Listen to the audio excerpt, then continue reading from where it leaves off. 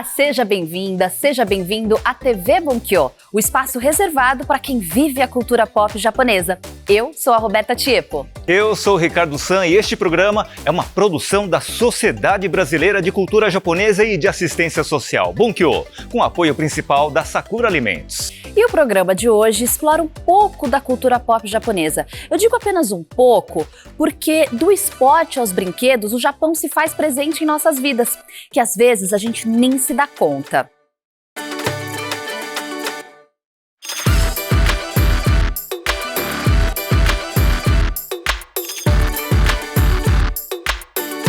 E no Japé Pop desta semana, eu te faço uma pergunta. Qual era o brinquedo japonês que fez ou faz parte da sua vida? Vai deixando aí no chat ou nos comentários, tá bom? E você, Roberta, gostava? Eu gostava bastante de videogame, Sam.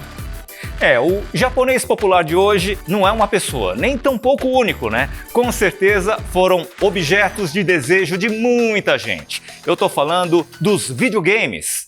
Os videogames japoneses que invadiram o mundo nos anos 90 e foi uma febre que também desembarcou por aqui. Então vamos conferir na matéria. Se liga aí!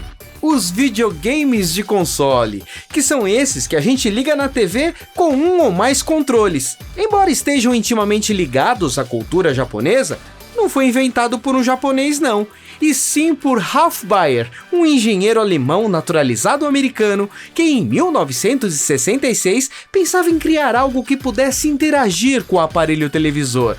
E só em 1968 foi criado a Brown Box, ou caixa marrom, que é o bisavô dos videogames domésticos.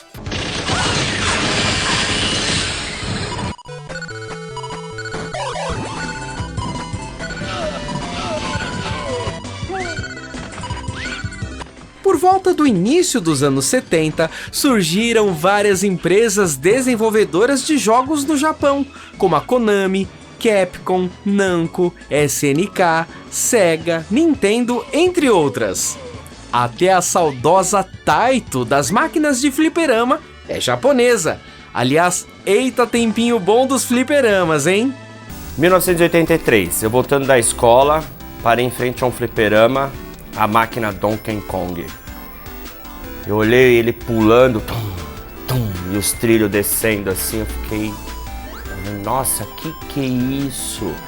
E aquela curiosidade de criança e olhando, meio com receio, e você começa a olhar algumas outras máquinas e fala, nossa. Aí devagarzinho, eu descobri que tinha que comprar ficha. Eu vou comprar ficha como? O dinheiro do lanche que a minha mãe me dava. Não gastava no lanche. Comprava 2, 3 fichinhas e ficava vidrado ali. Tanto que... primeiro safanão que eu tomei da minha mãe foi aí, né?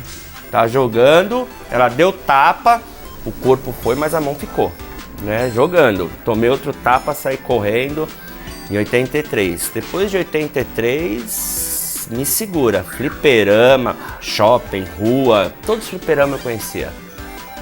Portuga é dono desta loja de relíquias dos anos 80. Conta pra gente como os jogos japoneses entraram na vida dele.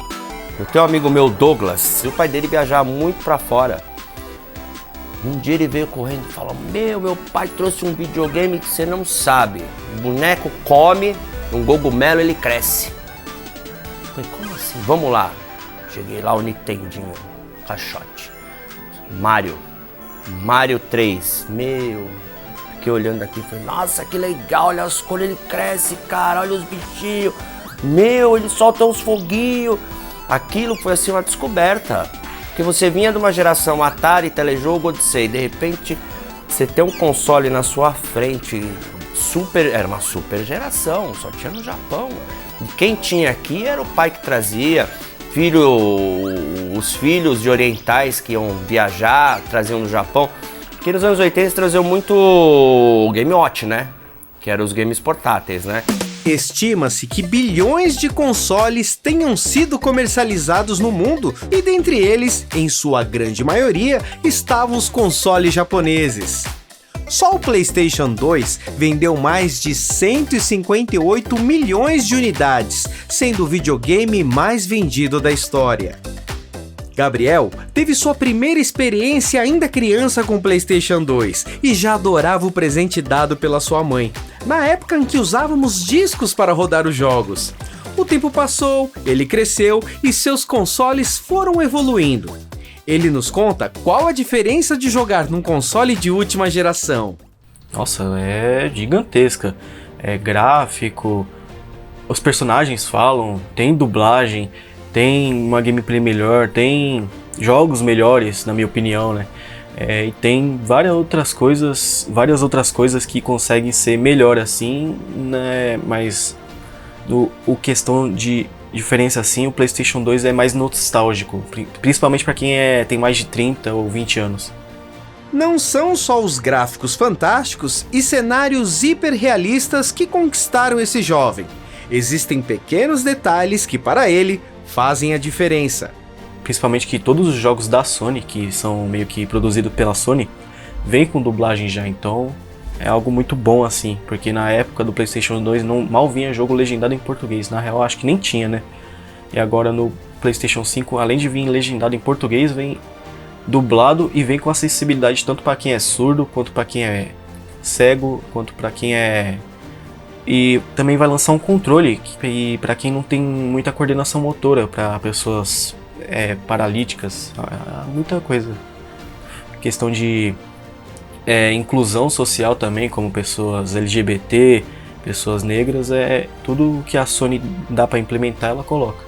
O videogame que nos anos 90 estava ligado a uma brincadeira de criança, ainda serve de válvula de escape para muitos adultos. O prazer, né, que a gente tem de retomar os nossos tempos de infância. Eu tenho muito esse sentimento nostálgico ainda comigo. Conheço bastante amigo que também curte bastante. A gente combina às vezes até de fazer um encontro em casa, fazer jogo de tabuleiro. E os games é uma das paixões que eu tenho também, né? Os antigos, né? Mega Drive, Super Nintendo, vim acompanhando as gerações, né? Do 64 bits depois que veio com o Nintendo 64. E tem um PlayStation 4, mas o prazer mesmo é de jogar os mais antigos aí. E é claro que não poderíamos fazer uma matéria sobre videogames e não mencionar o maior colecionador de videogames do Brasil, que é o Alex Mamed. Mas isso vamos ter que deixar para um outro programa. Mas e aí, você viveu ou ainda vive no mundo dos consoles japoneses? Ainda tem dúvida por que escolhemos esses japas para serem o pop do programa de hoje? Gente, que demais! Adorei a coleção dele. Olha, o jogo que eu mais gostava era Sonic. E o que você mais gostava de brincar quando você era criança, Sam? Olha, Roberto, eu gostava mais dos Irmãos Ultras, né? Aquela galera dos super-heróis, mas isso é assunto para um outro programa. Agora, ainda falando em jogos, o pessoal hoje está curtindo outro fenômeno da cultura pop. Você já ouviu falar em Pokémon, né, Roberta? Pokémon? Claro que já! Tá, agora, mas em TCG, você sabe o que é? TCG não, isso eu nunca ouvi. A única coisa que eu tenho certeza, Sam, é que deve ter na Liberdade. Porque lá vem vinheta!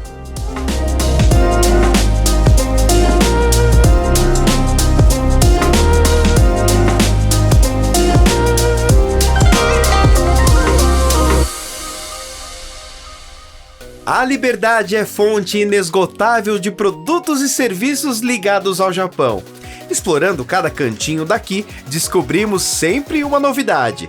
Subindo essas escadas, mal podíamos imaginar que iríamos encontrar um mundo à parte, a do TCG, Trading Card Games, os jogos de cartas colecionáveis. E a gente escolheu a Liberdade justamente por ser um bairro da cultura geek notadamente oriental. Antigamente você tinha apenas jogos de mangá e agora você tem, além dos mangás, que são mais típicos, os colecionáveis, os card games colecionáveis. Esta loja, uma das principais neste ramo, encontramos um espaço onde os clientes podem completar as suas coleções, jogar uma partida e, quem sabe até, fazer trocas rentáveis. A gente tem 100 lugares para as pessoas irem jogar. E aqui dentro a gente faz o atendimento quando a pessoa procura uma carta especial. Então as cartas têm preços que variam de 25 centavos uma carta até 50 mil reais. O Pokémon, que nasceu dos games pelas mãos da Nintendo, também migrou dos videogames para os cards nos anos 2000. 3 anos depois, foi a vez da franquia Yu-Gi-Oh!, criada por Kazuki Takahashi, que você já conhece do anime e mangá, entrar também para este universo, trazendo com a popularidade novos fãs. E aí, pai, como é que é entrar na brincadeira do filho aí, comprar os cards? É, bacana, né? Eles adoram Pokémon. Então eles gostam de vir aqui para comprar essas maiores e tal, para completar a coleção. Eu não entendo muita coisa. Eles é quem sabem. Né, filho? Você gosta de jogar Pokémon ou é só colecionar os cards? Só colecionar. Mas como funcionam esses jogos de tabuleiro? Alguns jogadores acreditam que, apesar de ser um jogo, nem sempre é coisa de criança. Tô vendo que você tá explicando pro colega aqui o jogo. É muito complicado? Cara, é complicado. Pra criança eu não indico jogar Yu-Gi-Oh! Não. E aí, qual que é o conceito principal do jogo? O conceito principal do jogo é você entender o português, né? Saber como é as cartas em inglês.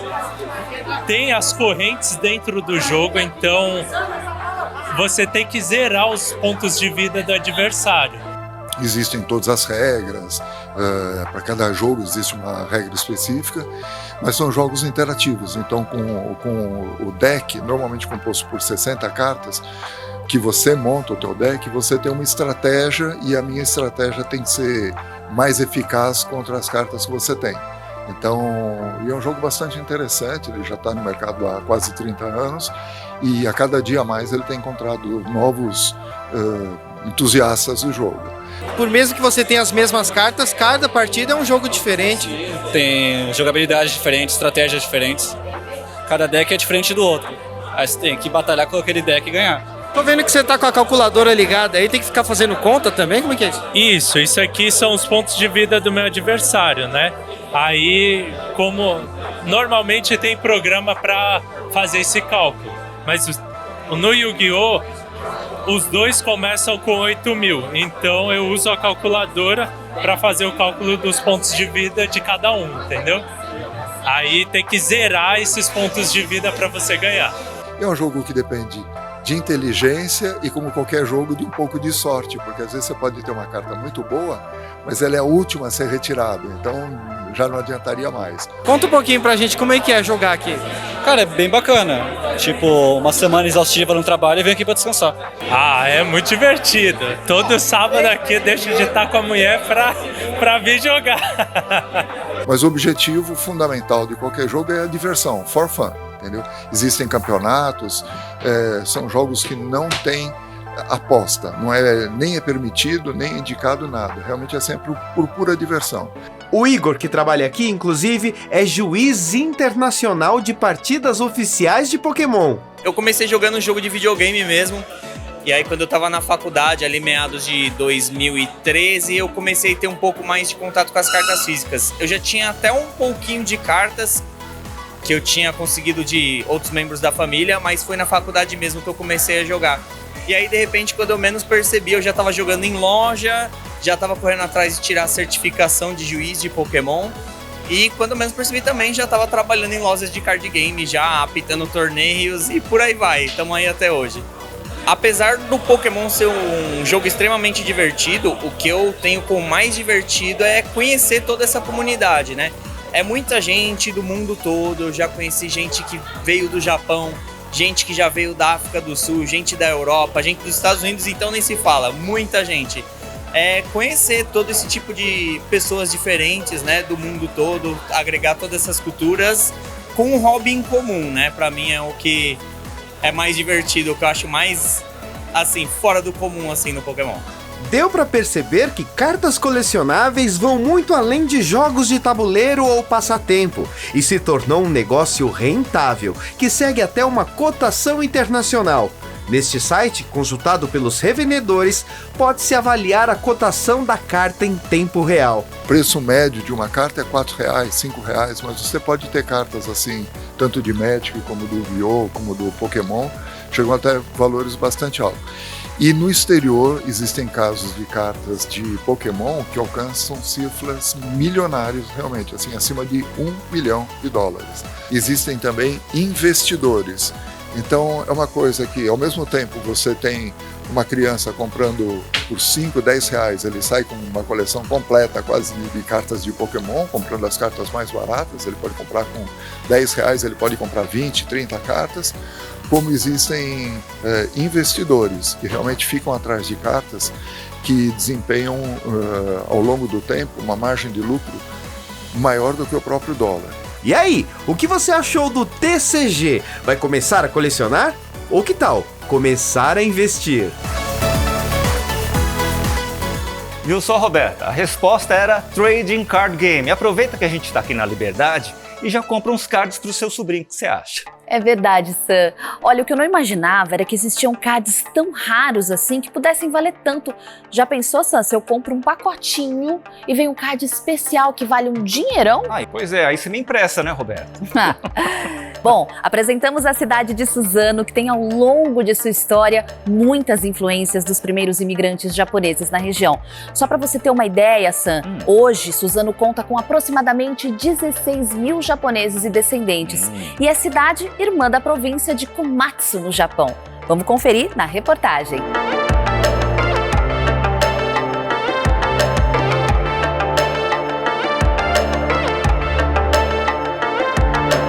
Suzano, situada a 33 quilômetros da capital paulista, é sem dúvida o Japão no Brasil. Graças aos imigrantes japoneses que aqui chegaram no início do século XX, o crescimento da cidade confunde-se com a história de vida e prosperidade deste povo. O secretário de Cultura e vice-prefeito da cidade, Valmir Pinto, relembra a presença nipônica em sua vida desde a sua infância. Suzano faz parte do Cinturão Verde, né? Então a agricultura era muito forte pela colônia japonesa aqui. Então a gente convivia muito com a colônia, né? Na escola eu me lembro de ter vários liceis, um comércio muito forte na mão da colônia japonesa. Nós temos diversas entidades japonesas aqui. Então a colônia realmente em Suzano é muito forte. Em vários momentos da política, por exemplo, ou o prefeito ou o vice-prefeito também são de origem oriental, né? Ele nos conta ainda como o fenômeno Dekasegi no início dos anos 90 impactou a economia da cidade. Muito dos descendentes, por uma questão de crise financeira, começaram a ir para o Japão, né? E aí a agricultura perdeu muito, fragilizou-se muito. Muitos deles foram embora e não deram continuidade ao trabalho dos pais, dos avós, né? Há uma tradição ainda muito forte, né, dos mais antigos, mas os mais jovens, eles acabaram que indo embora. Agora, tanto é que teve um momento interessante que a agricultura quase que desapareceu aqui de Suzano. De repente, volta-se uma crise de novo, e aí começa-se a plantação de novo. Então hoje é comum você passar na cidade de Suzano, em alguns bairros periféricos, uma área de agricultura forte sendo retomada de novo. E a juventude, ela encaminhou-se para outras profissões, né? Foram virar engenheiros, médicos. Acho que os pais não queriam mais que eles cuidassem da lavoura, porque também a gente sabe que é um trabalho muito duro, muito difícil, né? Eles se implantaram aqui na cidade e região, mas não queriam isso também para os seus filhos e netos, né? Então eles acabaram que se formando em outras profissões. Vários deles estão aqui também, médicos, dentistas, enfim, engenheiros. E a juventude, ela hoje ela tem uma mescla muito grande também com o povo brasileiro, né? Muito desses japoneses se casaram com brasileiros, então os filhos são mestiços, adotaram muito da cultura brasileira também, mas ainda tem a resistência cultural também, né? As influências culturais japonesas estão em toda parte. Inclusive, há mais de 50 anos, Suzano é cidade irmã da província de Komatsu, estreitando ainda mais os laços com o país do sol nascente. Nós temos aqui, por exemplo, né, uma grande empresa chamada Komatsu do Brasil, que é a fabricante de tratores, que também é nome de uma cidade lá do Japão, que é a nossa co-irmã, né? E esse ano nós comemoramos, porque o ano passado, por conta da Covid, a gente acabou não fazendo o centenário, né? Mas a gente comemorou o centenário da imigração japonesa em Suzano e o cinquentenário de irmandade com essa cidade também de Komatsu. Então, nós temos uma empresa aqui que gera milhares de empregos, que é a nossa cidade co-irmã. Fizemos até agora, ainda estamos em processo, né, de um intercâmbio cultural, onde nossas atividades a gente mandou para lá, eles mandaram para cá também parte da sua história do momento. Fizemos encontros virtuais com o prefeito de lá, com o secretário de cultura de lá, foi bem bacana. Recebemos presentes, mandamos presentes, então é muito forte esse vínculo mesmo, né? E nós temos aqui muita entidade culturais japonesas. Nós temos aqui templos budistas, um dos mais importantes e belíssimos da América Latina, está aqui em Suzano. Nós temos uma réplica de uma academia de judô chamada Terazaki, que foram um dos primeiros que vieram para o Brasil, e também aqui em Suzano, que é uma réplica maravilhosa do modelo do Japão. Então nós temos muita arquitetura aqui também que lembra a colônia japonesa. Por conta dessa comemoração, diversas atrações foram inauguradas, além de eventos comemorativos.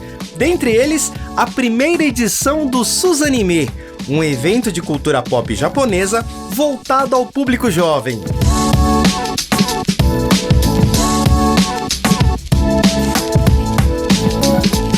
E já que o programa de hoje está falando de games e seus personagens, olha que fato curioso que a gente encontrou por aqui. No centro de Suzano você encontra uma praça em homenagem aos gloriosos pracinhas de Suzano que foram combatentes da Segunda Guerra. E aí, do nada, da noite pro dia, quando você menos espera, eis que surge uma estátua de um Pokémon de toneladas e ninguém sabe explicar como é que veio parar aqui.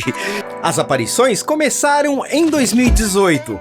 Um a um, eles foram surgindo primeiramente aqui na praça e foram se espalhando por toda a cidade. Começou quando teve o jogo, né, o aplicativo Pokémon Go, e foi para incentivo, assim, a cidade, ela precisava chamar atenção, e aí eles fizeram, um artista fez, né, essas estátuas, ele fez em vários pontos da cidade, mas o principal ponto foi lá na praça.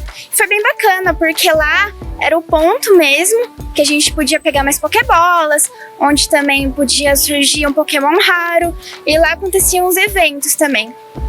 O que é intrigante nessa história é que a autoria das esculturas permanece desconhecida. Nem quem mora por aqui sabe quem foi.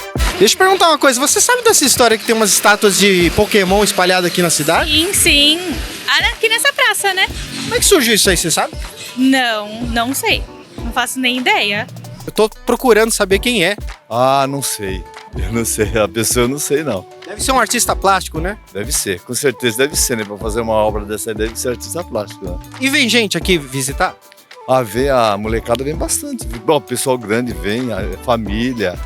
Vem sim, vem visitar sempre. Isso rendeu ao município o apelido de capital brasileira do Pokémon, virando inclusive ponto de peregrinação de fãs de todo o Brasil. Eu acho que deu um up na praça, né? Ficou mais legal, mas foi do nada, realmente. Eu até lembro que apareceu primeiro o Bulbasauro e aí foi aparecendo. É o Squirtle, o Bulbasauro, aqui tem o Charizard, ele tem a Eevee, mas a Eevee tá toda quebrada já. E em outros locais da cidade também tem? Tem um que tá na Grife dos Pães, naquela esquina ali, ó. Sem ser essa, é uma padaria. Tem um Pikachu, tava lá. E tinha um Pikachu aqui também, naquele toquinho ali, ó. Tinha um Pikachu ali. Só que aí vandalizava muito esse Pikachu, tadinho.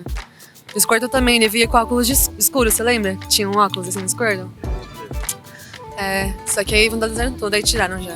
Quer dizer que da mesma forma que apareceu, desapareceu. Pois é. Alguém capturou, né? Provavelmente.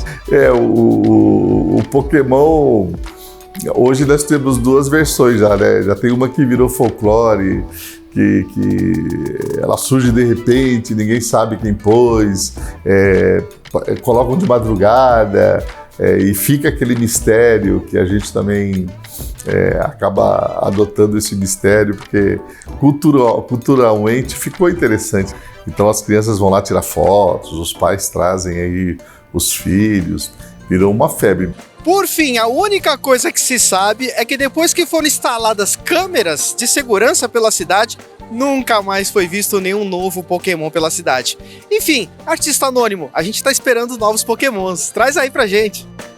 Assim é Suzano, uma cidade que se importa em respeitar as suas origens, preservando as tradições de suas raízes com carinho e respeito. E olha o Pokémon aí de novo. Qual que é o seu Pokémon preferido, Sam? Roberta, o mais simples, o básico é sempre melhor, né? Pikachu, tá bom? A TV Bunkyo agradece a Prefeitura de Suzano, em especial a Secretaria de Cultura da cidade. Para mais informações sobre eventos e atrações turísticas em Suzano, acesse o link na descrição, tá? E você que já conhece Suzano, qual a sua história com a cidade? Conta pra gente no chat ou nos comentários abaixo. E a TV Bunkyo fica por aqui. Espero que você tenha gostado das novidades da nossa segunda temporada. Aproveita, deixa seu like e segue a gente nas redes sociais. Exatamente, acompanhe também na próxima semana no canal do Bunkyo Digital os cortes e conteúdos extras deste programa. Tchau! Tchau!